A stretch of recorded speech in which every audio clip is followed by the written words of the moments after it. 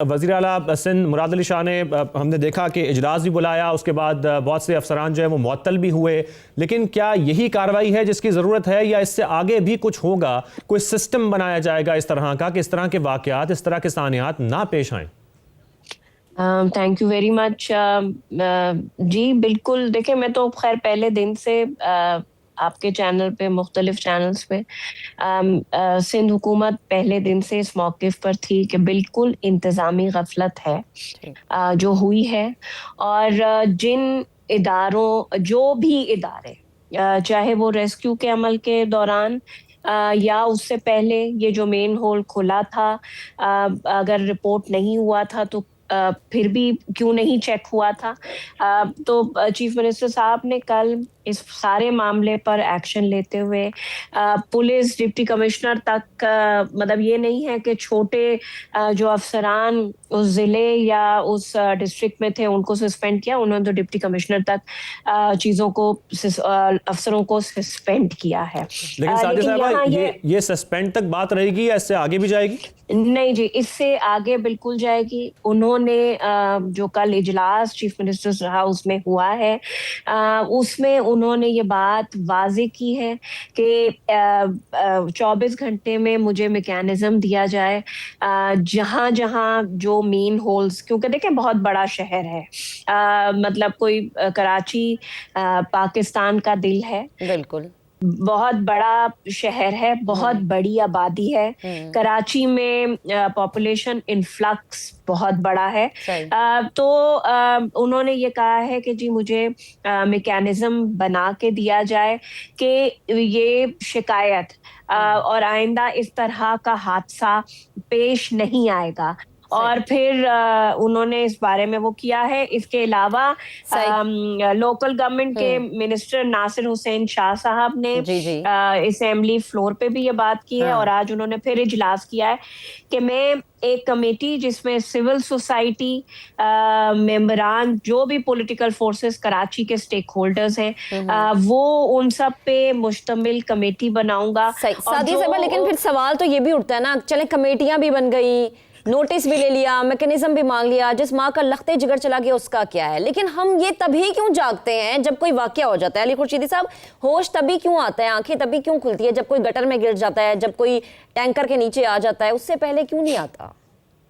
ये मेरे ख्याल से हमारे पाकिस्तानी, जो हम सारी पूरी पाकिस्तानी कौम है, ये शायद हम सबका जो है ये एक तौर तरीका बन गया। खासकर जो हुकूमत होती है वो प्रोएक्टिव अप्रोच नहीं होती, पहले से तैयारी वाला सिलसिला नहीं है। देखें, इन सारी सूरत हाल जो आपके सामने बनी है, दुनिया ने देखा, मीडिया ने इसको टेकअप किया इशू को, ये इसके साथ जो इक़दामात हुए हुकूमत के, वो तो बता दिए तर्जुमान ने कि हमने जी सस्पेंड कर दिया। बट इसको सस्टेनेबल बनाने के लिए मैं तो कहता हूँ चले इधर से ही स्टार्ट कर लें, इस वाक़े से ही स्टार्ट कर लें कि खुदारा आगे ऐसा ना हो। उसके लिए कुछ इफेक्टिव मेजर्स और लेने की ज़रूरत है।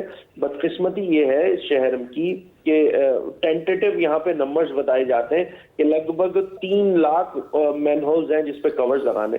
देखिए कितना अफसोस की बात है कि हमारे पास मैनहोल के भी सेंसस नहीं मौजूद है। अच्छा, क्यों नहीं है ये सारा सिलसिला? ये इसलिए नहीं है क्योंकि जो कराची में स्ट्रेटेजिक जो मास्टर प्लान है, जिसको खुद गवर्नमेंट ऑफ सिंध ने 2018 में गजट किया है, उस पर इम्प्लीमेंटेशन यही मौजूदा हुकूमत करने को तैयार नहीं है। करती क्या है उस पर कि एक नया मास्टर प्लान या एक कराची को 2047 के नाम से एक नई थीम दे दी जाती है। ओ भाई, जो प्लान आपने 2018 में खुद गवर्नमेंट ऑफ सिंध ने नोटिफाई किया है, गजट किया है, उस पे अमल दरामद आज तक क्यों नहीं हो सका? ये सवाल देखिए गवर्नमेंट ऑफ सिंध से ही बनेगा।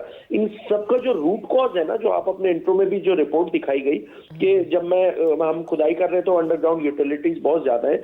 बात यह है कि शहर में जो मास्टर प्लान आपने खुद गजट किया है, उस पे अमल दरामद, उस पे काम आज तक खुद सिंध की हुकूमत ने नहीं किया। यही वो मसला है बुनियादी, जिसकी वजह से ये सारे मसले आ रहे हैं। हमें नहीं पता इस शहर में कितने मैन होल्स हैं, टेंटेटिव बता सकते हैं कि हाँ जी 3 लाख है इस शहर में, हमें ये नहीं पता कि किस ठीक है। अली खुर्शीदी साहब, हमारे आपका बहुत शुक्रिया, आपने ज्वाइन किया इस मामले पर, और जिस हवाले से आपने बात की, डिप्टी मेयर सलमान मुराद साहब हमें ज्वाइन कर चुके हैं। सलमान साहब बहुत शुक्रिया हमें ज्वाइन करने के लिए।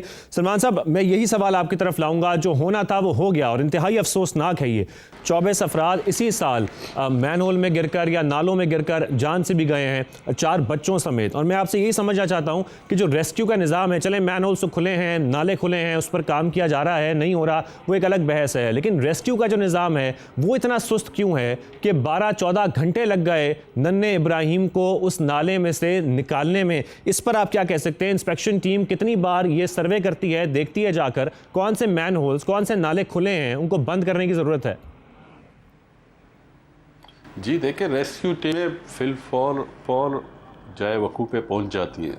उस एक्सीडेंट्स में आपने देखा कुछ शर पसंद अनासरों की वजह से डिले हुआ प्रोसीजर, मगर टीमें वहाँ मौजूद रहीं। वहाँ पे KMC के अमले के ऊपर तशद्दुद किया गया, मशीनरी को आने नहीं दिया गया, तो ये सारी चीज़ें मौजूद हैं। तो इसलिए जिसकी नेगलिजी थी, SSP को भी सस्पेंड कर लिया गया, डिप्टी कमिश्नर को किया गया, वाटर बोर्ड की इंतज़ामिया को किया, KMC के अमला को किया, जिनकी भी थी। अब इंक्वायरी होगी, जो भी पाया जाएगा उस पर सख्त एक्शन लिया जाएगा। सलमान साहब, हम इससे होता हुआ नजर आएगा। एक लाइन क्लियर कर दी गई है। सही। अच्छा, इससे थोड़ा सा हम पहले की बात कर लेते हैं। 17 नवंबर को जो CCTV में ये देखा जा सकता है कि वो मैनहोल का जो ढक्कन है वो टूटा, वो ट्रक की वजह से टूटा या जिस वजह से भी टूटा, क्या आपको लगता है ऐसा ही था? 17 नवंबर को ही ये ढक्कन खुला था, उसके बाद तकरीबन 13-14 दिन थे, कोई इंस्पेक्शन टीम वहाँ पहुंची थी ये देखने के लिए कि यहाँ पर एक मैनहोल खुला है जिसको बंद करने की ज़रूरत है? जी देखिए, 17 फुटेज के मुताबिक कोई डंपर वहाँ से गुजरा और ये मैनहोल के ऊपर से और टूट गया। देखिए, वहाँ जिम्मेदारी बनती है, वहाँ के चेयरमैन भी वहाँ के UCs के हैं। सबसे ज़्यादा चेस डिपार्टमेंट स्टोर है जहाँ पार्किंग की फ़ीस भी ली जाती है टाउन के जानिब से, तो वहाँ किसी ना किसी इदारे को कंप्लेंट गई है, वाटर बोर्ड को किसी ने कंप्लेंट की है? नहीं। जैसे अगर होता 11334 पे अगर कंप्लेंट करें तो फिल फॉर एक्शन लिया जाता है।